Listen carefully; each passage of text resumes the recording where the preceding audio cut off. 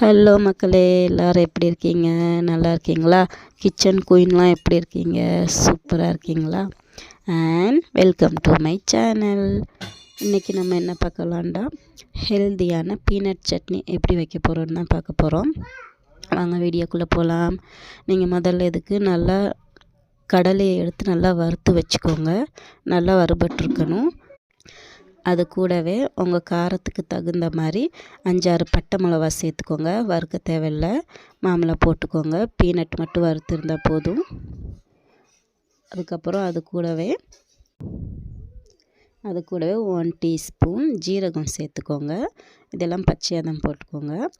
அதுக்கப்புறமா கருவேப்பிலை, நல்லா கழுவி வச்சுருந்த கருவேப்பிலை ஒரு கொத்து எடுத்து அதுக்கு மேலேயே சேர்த்துக்கோங்க.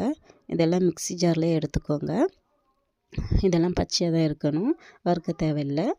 அதுக்கப்புறமா தேவையான அளவுக்கு புளி, நீங்கள் சட்னிக்கு எவ்வளோ எடுக்கிறீங்களோ, கடலை எவ்வளோ எடுக்கிறீங்களோ அதுக்கு தக்கன புளி எடுத்துக்கோங்க. அதையும் மிக்ஸி ஜாரில் போட்டு என்ன சரியாக எல்லாம் கரெக்டாக இருக்கான்னு பார்த்துக்கோங்க. மிக்ஸி ஜாரில் போட்டு நல்லா பவுட்ரு பண்ணிக்கோங்க. பவுட்ரு பண்ணதுக்கப்புறமா தேவையான அளவு உப்பு சேர்த்துக்கோங்க. உப்பு சேர்த்துட்டு தேவையான அளவு வாட்ரு ஊற்றி நல்லா ஃபைன் பேஸ்ட்டாக அரைச்சி எடுத்துக்கோங்க. அவ்வளோதான் மக்களே, ஹெல்தியான சூப்பரான பீனட் சட்னி ரெடி. இதை நீங்கள் தாளித்து கூட சாப்பிட்லாம், அல்லது இப்படியே கூட சர்வ் பண்ணலாம். சூப்பராக இருக்கும். இட்லிக்காக இருந்தாலும் தோசைக்காக இருந்தாலும் அட்டகாசமாக இருக்கும். பிடிச்சிருந்தா லைக் பண்ணுங்கள், கமெண்ட் பண்ணுங்கள், ஷேர் பண்ணுங்கள். தேங்க்யூ ஃபார் வாட்சிங்.